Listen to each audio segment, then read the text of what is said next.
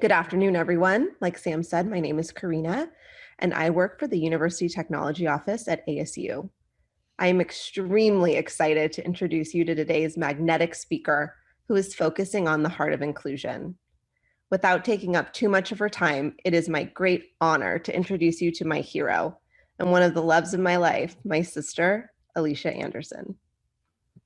Aw, thank you so much, Karina and Sissy. That was very sweet introduction, and what a great way to start off and kick this off. Thank you so much for having me. Let me just share my screen really quick. Sorry about that. Hold on. Oh, share screen. Got it. So, the heart of inclusion. First of all, thank you so much for having me here today. To have the opportunity to be in front of you here today is a really special thing for me. And literally just a perfect way to start off a fresh new year. Your summit this week, a global community, a gathering of dreamers and doers and drivers and change makers. It does not get any more inspiring than that. So I've got a mountain to climb with my speech here. But to be invited to be a part of this positive energy, again, on a fresh new year, and to be considered possibly a part of your community of change makers, it's amazing.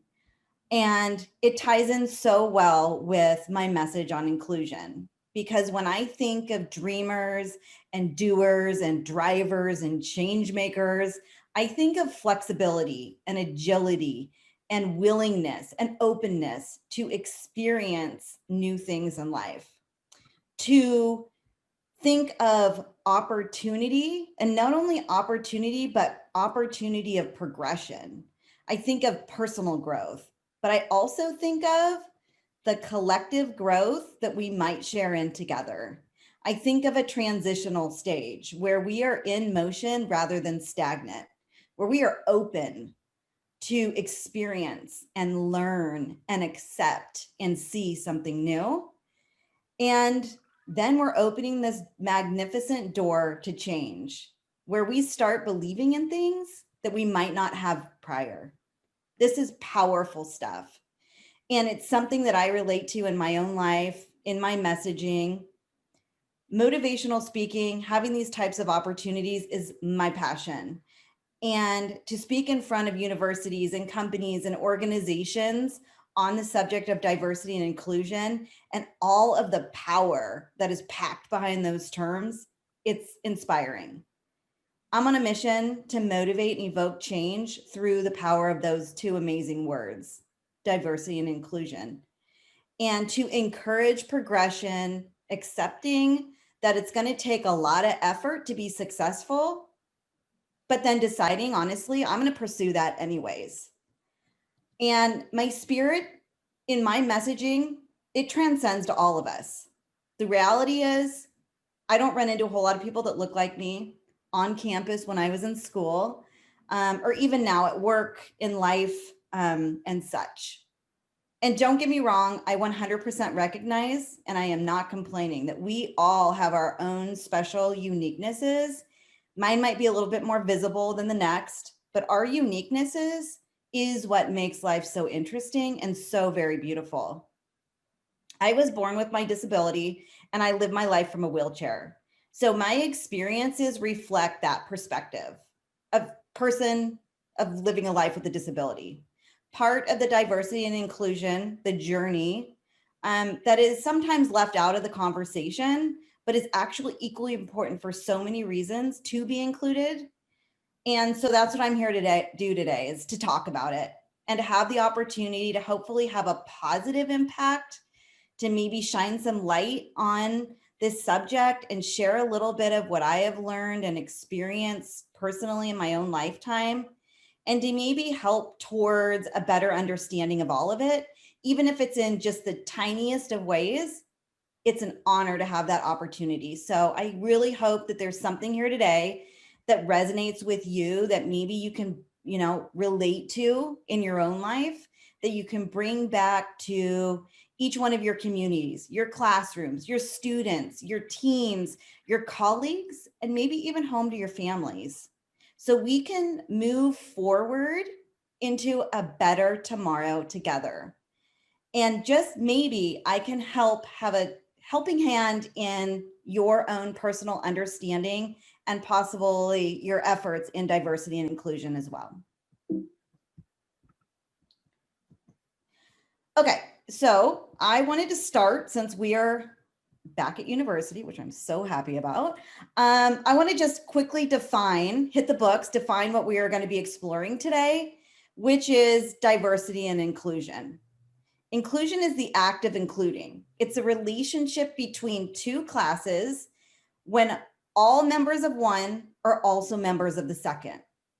Inclusion, while closely related to diversity, is a separate concept. Diversity focuses on our differences. Inclusion is a deliberate act. It's something that we do to include those with differences. So basically, diversity is who we are, and inclusion is what we do. Diversity is not always as easy to see as the color of our skin, the practice of our faith, whether we are male or female, or how we identify, or even the differences in our age. But diversity also reveals itself in the capabilities of what each one of us can do.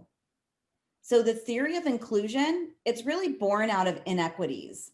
When we realize that something is not fair or possibly not right, when we can clearly see that a specific group of people are possibly being marginalized for their specific differences. And inclusion is global in that I personally relate it to mobility or varying ability or disability, whatever you want to call it, and fitting in. But the same word inclusion, it overlaps to any marginalized group. So basically, diversity is what classifies us, and inclusion is the deliberate act of including diversities in what we do. And the world that we live in today, we all know, is completely propelled by technology and having access to at our fingertips at any moment. And in this, we have the feeling that anything is possible. But this has also started to magnify inequities, and it's forcing us to take a harder look at who we are, what we have, how have we gotten it, and most importantly, how are we treating or how have we treated others along the way? And in an educational or a professional environment, how are we projecting our beliefs onto our teams, onto our students? Are we conscious of the potential trickle-down effect that can occur?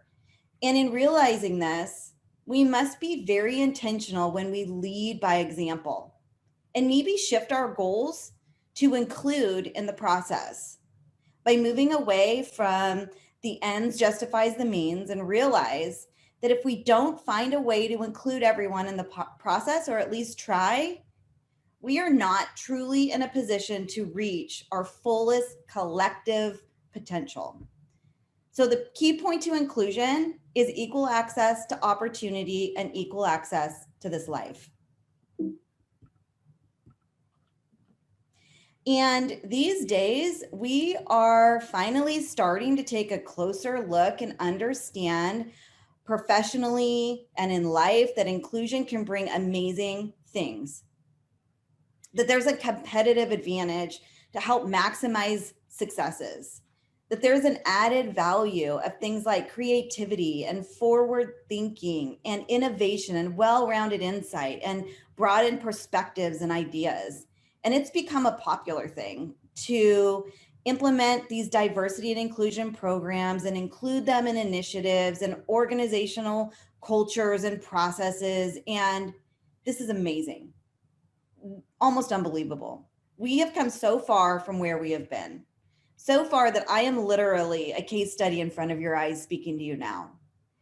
But are we adding these programs into our once a year protocols and checking off that box and moving on? Or do we truly understand what we're trying to accomplish? Do we care? Care being a key word into why we are putting forth efforts into all of this in the first place. Getting to the heart of why is super important. Understanding why we care about this is crucial, or frankly, we are leaving ourselves to the opportunity to fail. Because there is a human element at the forefront of our efforts. We are dealing with people who have hearts and souls and feelings and emotions that are tied and intertwined so deeply into this process, real emotions that are unique and diverse in their own right. So this is really personal stuff to navigate. What one person feels so deeply, like down to their core, another is very likely to have no idea how to ever begin to relate or understand. So finding a way to lead our inclusion efforts with our hearts is where we start. And I did some research, and at ASU, like as an organization, this is what you do. You lead with your heart, which is reflected in your core values, relational and its components, teamwork, intentionality, openness, diversity, is a commitment to a connection with others, no matter their background, where interactions with others open doors to a humble and a kind atmosphere to engage with somebody else, where you can encourage collaboration and recognize that success in anything is collective, not individual, that it's not about me, but it's about we. Authentic, a feeling that embodies a sense of integrity and accountability and passion for all to partake in, a trustworthy energy for what you do, believing in that whatever you do, you are doing the very best that you can at it, that there is no fakers on campus. Visionary, a very lofty value, yet a term we apply to those who achieve really awesome things. It makes sense to list this as a core value within your organization because it aligns back to your intent for an authentic passion for a better tomorrow, a place that is truly worth celebrating and empowered. Falling at the end of your core values as if all the other mentioned values have led up to this moment. A chance to take action, enabling your confidence and trusting that your response to a given situation has been well formulated, and let's not forget, inclusive. My biggest challenge with inclusion and the progress to get there is the invisibility factor that comes into play for me. What do I mean by this? It's really common upon first meeting in my reality, in my life, when I was in school, business, socially, that there is many times a progression to be seen or heard or considered or valued for me, for my talents, for what I can bring to the table, because many times at first meeting, even if it's for a split second, I am not seen for me at all. Rather, my wheelchair gets center stage of acknowledgement. And I get it. It's got a good paint job. It's interesting to look at times. It's sporty. And yes, to answer the $1 million question of my life, I can pop wheelies all day long. But this wheelchair is also an object, and it's an unfamiliar object. It's an object that gets me from point A to point B. It gets me from one meeting to the next. It is my independence. It is my power. It is my freedom. It is my freedom to navigate this life alongside you. It empowers me to have an education, a career, and a livelihood. And honestly, without it, I would be completely lost, completely lost. But the reality is, many people have no idea how to begin to incorporate this object of mine into normal situations. And I get it, like 100%, because it's an unknown. And it's not only an unknown, it's feared, it's an object that is considered sometimes weak, less than. It's an object that has stigmas and biases that surround it. Things like pity and exclusion and stereotyping and discrimination and marginalization. Ew, you know, all these things that drive decisions that we make consciously and subconsciously, definitely scenarios in both, as to whether we're going to include somebody else or not. And the fact of the matter is, we will never, ever, ever be an expert on someone else. There is no way. So we're almost always set up to fail when we're trying to explore somebody new. And we're afraid to even begin to try. And this fear that we have in making a mistake with our words or with our actions as we try to understand someone or something new, it stops us in our tracks. We're completely frozen in fear and we are stuck and we don't progress. And narratives stay the same year after year. And in a professional environment, whether we admit it or not, this object of mine is a perceived blockade or a blocker to climb life's ladder of success. It certainly isn't something that you would raise your hand and say, I will take that. But for me, this object, it offers a really unique and very interesting pathway in life. And it's given me a shot to partake in life. And it offers a pathway to success and opportunity.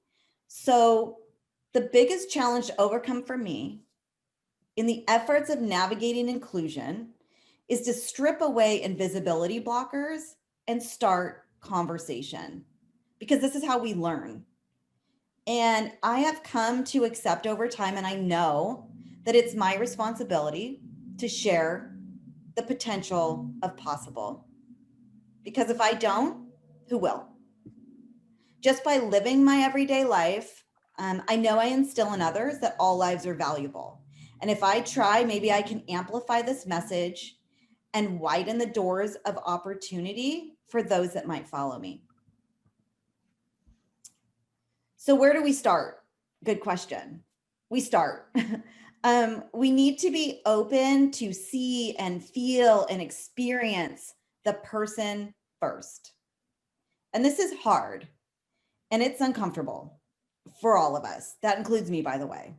It's much easier to look away if we are unfamiliar with something or sneak a peek from afar, learn and absorb as much as we can. But we're never so bold to ask a question or interact with the other person. And many times this leaves us with assumptions and untruths about how terrible a life like this might be. And invisibility continues. And again, I am not blaming anyone. Like, this is human nature.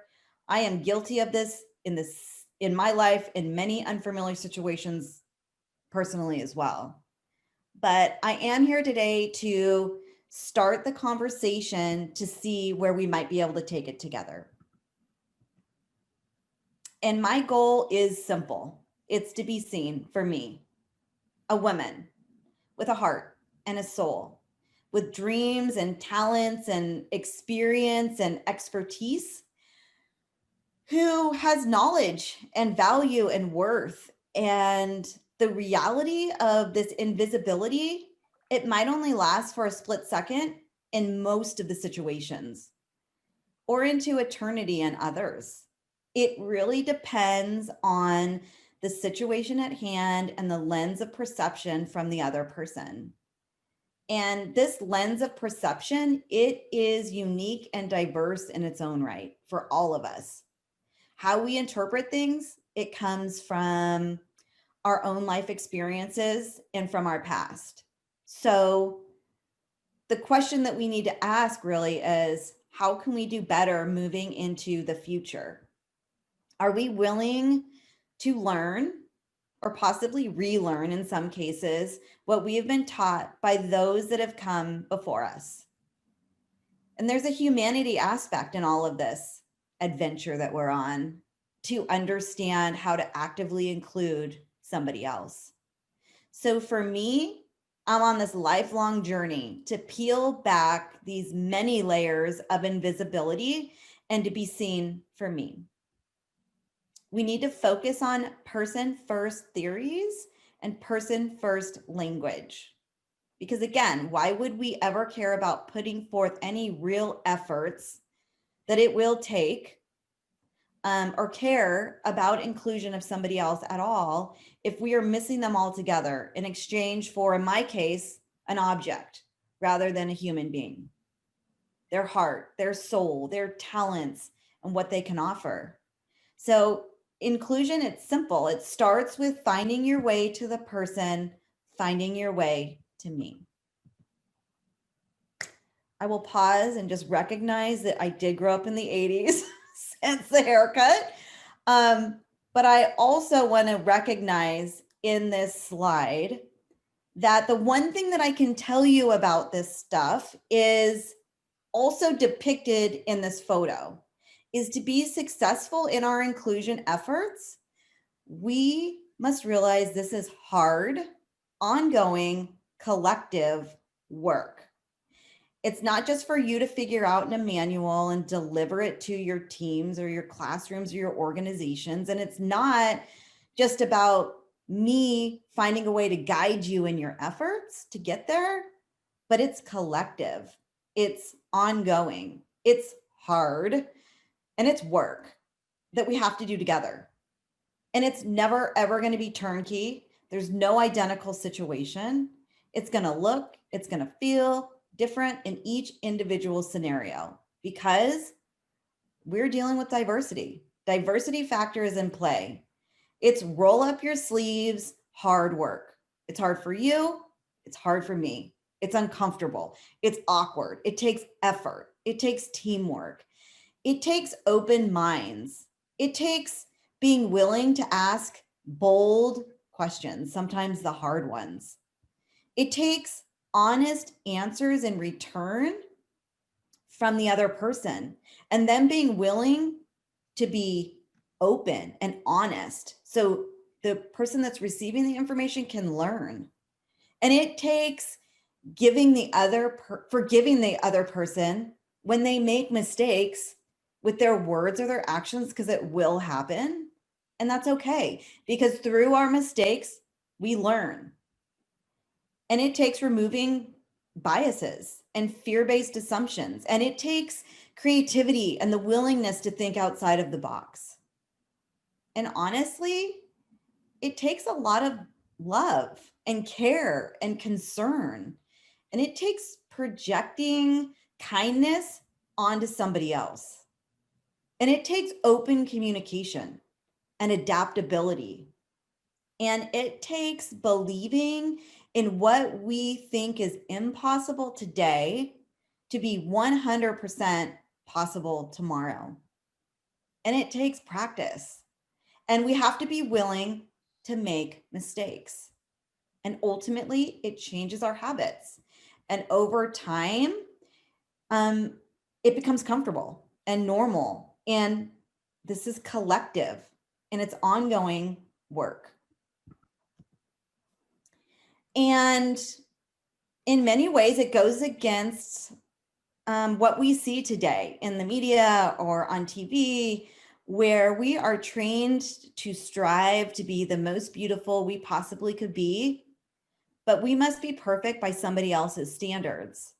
And in all reality, it would be so much easier to accept who we are and to see the beauty in our own diversity and realize that this is core to our own personal qualities and character that make us, frankly, uniquely able to contribute in this life, where inclusion and diversity lend itself to be valuable attributes professionally, personally, socially. And we see the beauty in everyone, and it enriches our life paths. And it makes us uniquely capable and proficient and frankly sought after. So how does this relate to me? My journey on inclusion started at birth. I've been at it my whole life. Born an identical twin to two very young parents who had no idea that they were having twins, if you can believe that. let alone one that was going to have a pretty significant disability. That would be me. One egg split in two. My sister, Regina, literally the other half of me, the able-bodied other half of me, making her way through this life alongside me. We have been on a lifelong journey together to perfect inclusion and to be fully included in the other's life, 100%, no questions asked, no negotiation on that. I was born with something, a disability called sacroiligenesis. It's simply basically underdevelopment of my sacrum on my spinal cord, sprinkled with a good amount of internal organ issues. The first year of my life was spent in hospitals and institutions as little ones would when they were born like me back in the 70s. My sister went home and I stayed in the hospital. Honestly, not expected to make it. Weeks and months went by, countless surgeries, a good amount of close calls, but ultimately I did survive. And I always say I was sure I was just having a twin moment and missing a snuggle with my sister and just waiting to be reunited with her. But ultimately I prevailed and I did get to go home too. And that's really when the fight and the hard journey began in all this, medically and physically and environmentally and emotionally and socially, to figure this thing out as a family. I was born in 1975, which definitely ages me a little bit, but what was really great about this was the timing was powerful. I was born on the cusp of the exchange of segregation of people with disabilities to inclusion. Lucky timing for me. A time when discrimination was finally illegal, forcing societal change by the way of law. This fueled by a society that wanted to make love and not war, and ultimately opened up the door to the theory of inclusion, where for the first time in history, people with disabilities were considered a class and to be included, a minority group, but were finally considered. All of this happening as if it was in preparation for my birth coming into the world. And activists with disabilities had just led the charge to get the Rehabilitation Act of 1973 passed. Legislation like this prohibits discrimination on the basis of disability in federal programs and infrastructure. And laws like these give me the rights, just like you, to have things like medical care and education and employment. But not only give me the same rights, but also give me the access to get there, which is a key component in all of it. And later led to the Americans with Disabilities Act that was passed in 1990. I'm sure we're all pretty familiar with that term. ADA being one of the most comprehensive pieces of civil rights legislation in our history. Again, prohibiting discrimination and guaranteeing that people with disabilities have the same opportunities as everyone else. This type of legislation, the story behind it, the advocacy, to be successful in there to be successful in the passing was right up there with the historic stories of the civil rights movement and women's suffrage. Literally advocates leaving their wheelchairs at the bottom of the steps of the Capitol State Building and crawling up in protest for their freedom. My heroes, for their efforts, I have been granted so much in my life. All of this happening in 1990. I was a sophomore in high school in 1990. So this was not that long ago. And at age 15, I was not guaranteed access to public buildings. I was not guaranteed that there would be ramp options all along with the always offered steps. No guarantee that there would be a parking space wide enough for me to park, put my wheelchair together, and be free to go. No guarantee that when I'm out enjoying the world, just like everybody else, that I would even have access to, frankly, public bathrooms that would allot me enough space for me, my wheelchair, and have the same privacy as everyone else. All simple, basic human rights that we all deserve as we navigate this life.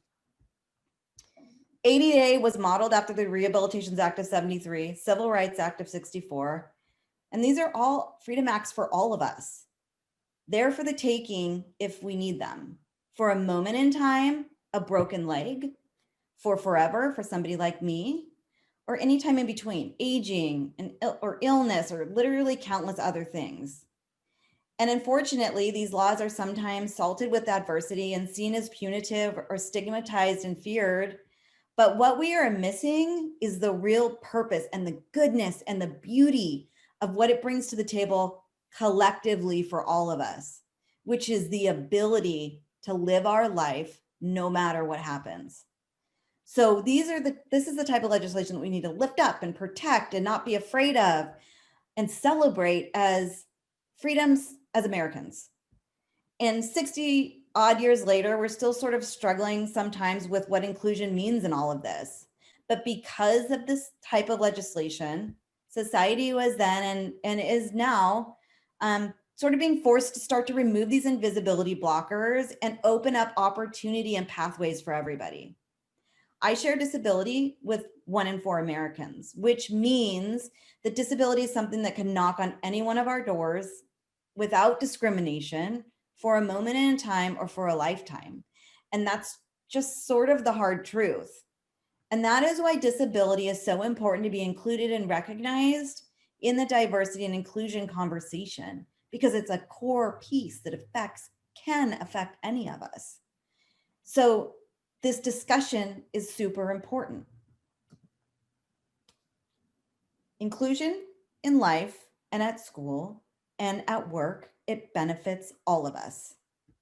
So important to keep at the forefront of your mind during this talk, moving into tomorrow, and always. Inclusion of people with disabilities is not just for me, the token person in a wheelchair that you see in marketing campaigns. Most disabilities are not visible at all. Inclusion is a theory that offers all of us the freedoms to leverage life, and in the way that's going to work for you, for us, in each individual moment, no matter how we change or grow over time. So the truth of inclusion is it's for everyone. Because what you don't take part in today that is seemingly for another, it can enter your path at some point. And for me, it's all about past, present, and future, and timing along the way that has led up to this moment today that we're here together. As a child, growing up with these ideas of inclusion, when they were first introduced, I was a participant in an experiment on inclusion. I would be the first generation to face the raw elements of inclusion and integration. And there was way, way more no's. There's no way that she can do that. Let's exclude her. Then yes, let's try to figure that out, have a conversation, adapt, push the envelope of what we think is possible, and let's give her a chance to try. So for my parents, there was for sure an uphill battle, the fights of fights to advocate for me.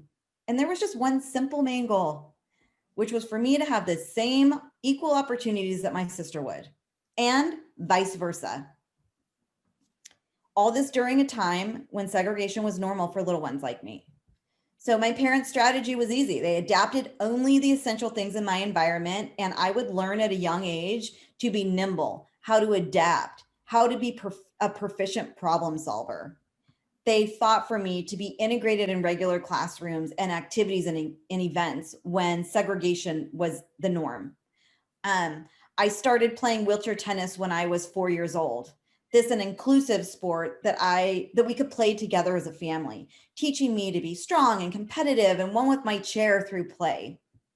I was in Girl Scouts and dancing and jazzercise, and I played kickball, and I even jumped on trampolines. I did whatever my sister did.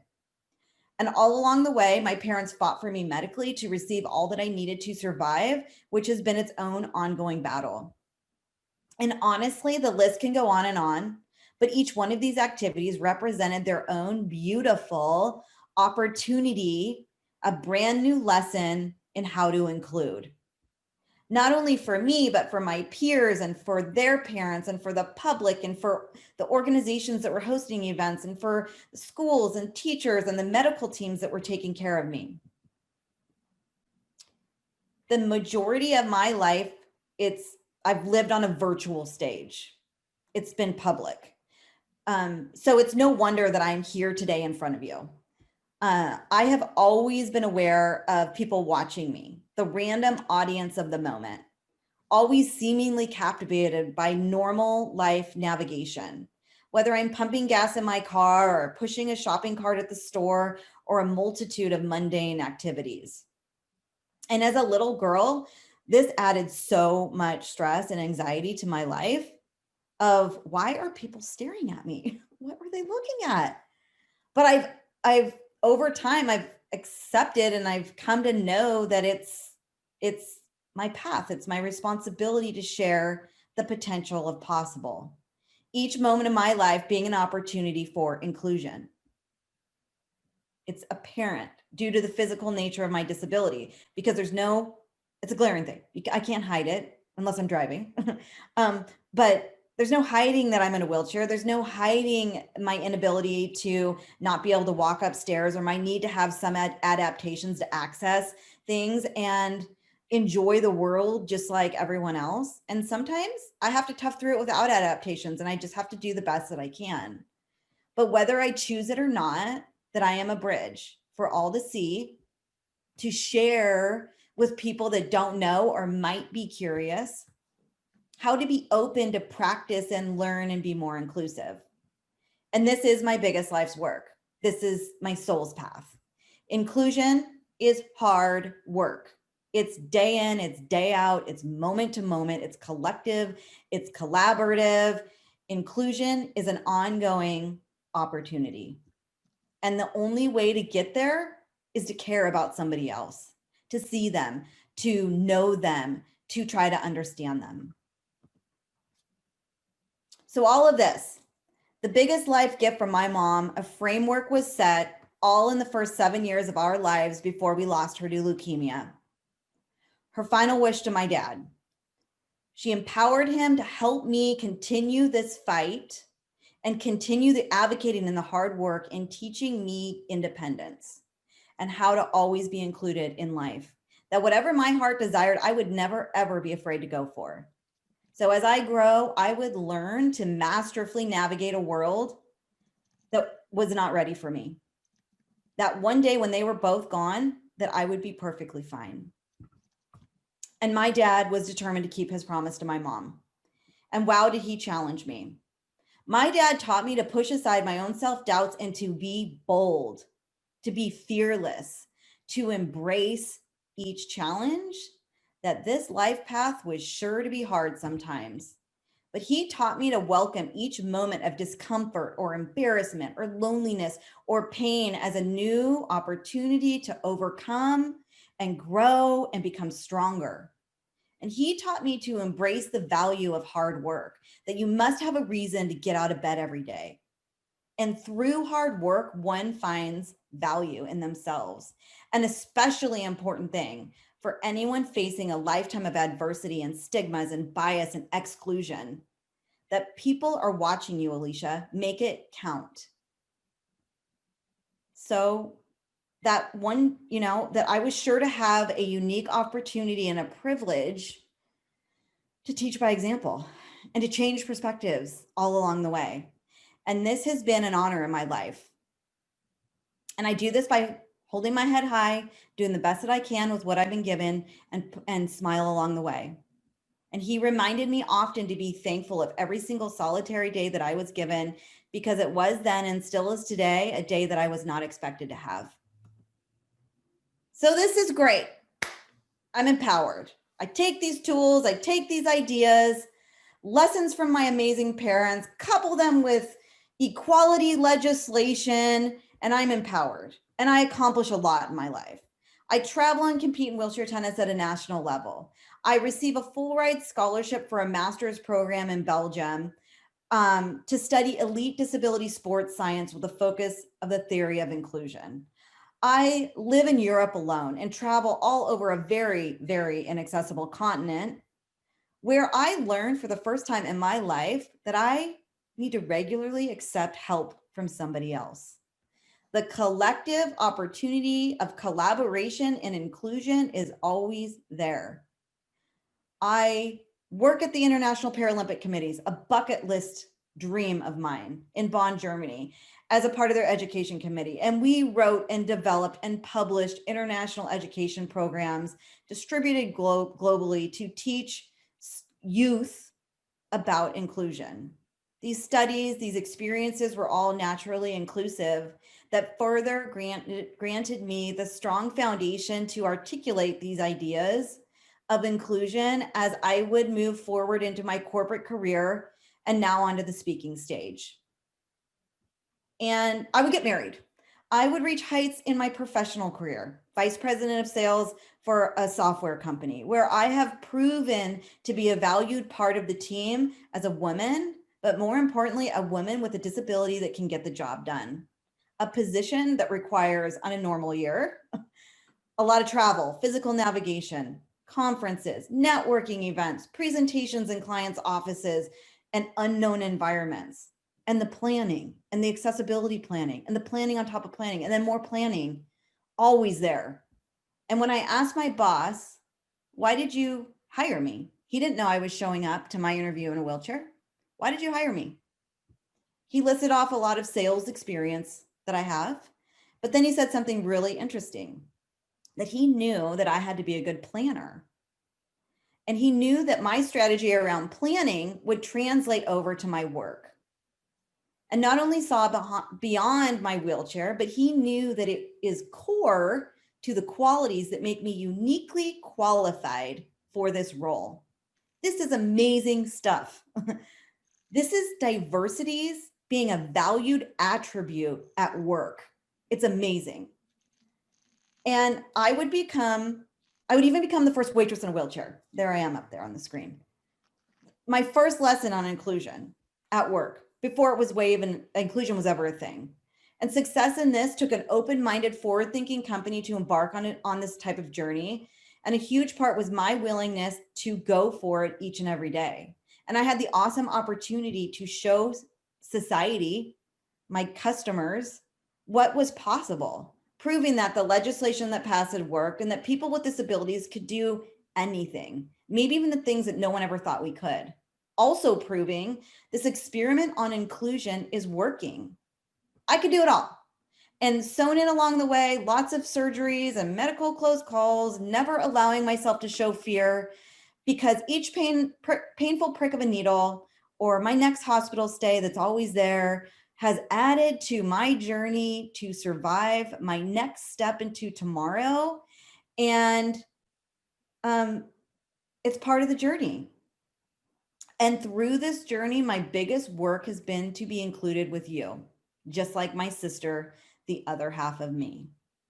I'm on a constant mission to work as hard as I can, to be as strong as I can, to adapt and to prevail, to hold myself well, to fit into a world that still today is sometimes not ready for me. And I find myself invisible in so many ways. So I continue my mission to remove these invisibility layers from my life and to be seen for me. So now I'm discarding my cloak of invisibility and I'm drawing my cape of superwomanness, and I need to fly and be seen. I refuse to have limitations placed on me by others or situations or my environment. I refuse to have limitations on the jobs that I might be considered for, or limitations on how I might succeed in this life by somebody else's standards or beliefs. 70% of people with disabilities are not counted in the workforce. And in my own industry, I can count on one hand how many people that I've run into that look like me. 2 of the 3 were hired from the same company. Think of all of the missed talent, and there's so much room to grow. The only way we can make change is to hire, try, and see. And on the other side of the coin, I need to be willing to get out of bed and go for it every day. This is collective, ongoing work. But once people start to see that this is happening, society opens its minds, it starts believing in the possibilities and the capabilities of everybody.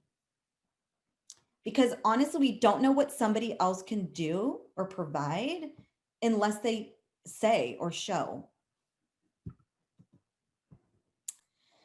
Every human being hopes to leave a mark on this world, and that's what I'm here for today, where I have found myself pivoting in this speaker role, where I might have a deep impact to open some minds and widen those doors for those that might follow me, to broaden the lens of perspective in which we see through, and to show possibility, and to prove that inclusion works. Communication is key in all of this. It's like a dance. It takes two. It takes trust, it takes vulnerability, it takes a lot of practice, and it takes a lot of hard work. But over time, it becomes a habit that we can execute naturally and beautifully.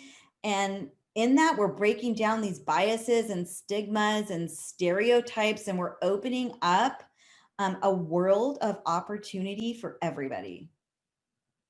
Inclusion is based on love, respect, care, and doing what we can for each other, enabling a pathway for somebody else. And the hardest part of all, finding a way to work on this together. It allows us to recognize and celebrate differences as gifts. It allows us to adapt to an ever-changing world and experience and learn and accept and see, to see people for people and me for me. We cannot hold people back from success. We need to, as best we can, remove invisibility blockers. We need to nurture the self-worth in each other. We can't let stigmas and biases stop progression and believing in somebody else. Because again, we don't know what somebody else can do or what's possible until they say. We can't miss out on talent and expertise and creativity and through exclusion. So I'm ready to challenge society and challenge you to embrace the unknown without judgment, with open arms, with open minds, and with open hearts, with love, with genuine want to learn and grow. Inclusion is not just about including people with disabilities, though very important, and why I am here today to include that in the conversation. But it really is about how we include each and every one of us into a better tomorrow. So I challenge you when leaving here today to be open to the collective work that it takes to remove these invisibility screens and to see people for people and me for me. Adaptability, communication, and believing in possible is core to all of this. Being open to having a discussion around obstacles and challenges that we're going to all face is where it starts. And I hope through my work that I can be a shining light of possible and inspire further opportunities personally, professionally, for those that will follow me. And if I can have any slight impact to help widen those doors of possibilities, even if in the tiniest of ways, for those that follow me to be more inclusive in our society, at work, into a better tomorrow, then I feel like I've done a good job. All aspects of my life, I have had to face head on living with this beautiful disability of mine. It has forced me to bravely navigate a world that has oftentimes not been ready for me. Having limited role models who look like me, I have had to overcome my own self-doubts and honestly the doubt that stems from others without any examples. And I have had to find my voice and use my voice and demonstrate to everybody possible, truly what is possible, and realize that it is the hard things in life that if you can find a way to overcome, that these are the things that make life so rich and so very interesting. Adaptability is key. It's core in all of this. It opens minds, it opens hearts, it opens environments for everybody. We have a long road to go to perfect this and our understanding in it, but I am hopeful and I'm so excited and I am honored to be a part of this movement in my lifetime and shed some light from my perspective and my own personal experiences. My dad always told me, do the best that you can with what you have been given and smile along the way. And I've shortened this down just a little bit to say, see me for me. This means that on both sides of the coin or the argument, one person needs to be willing to try, and the other person needs to be willing to let someone show or say what they can or cannot do, or try or accomplish instead of presuming. Inclusivity is based on love and respect for each other, doing what we can for each other, enabling a pathway for one another, and the hardest part of all of it, working together. So I hope this talk has helped shed some light on your own inclusive journey in this world, and that there are some takeaways that might help. Be bold in your efforts.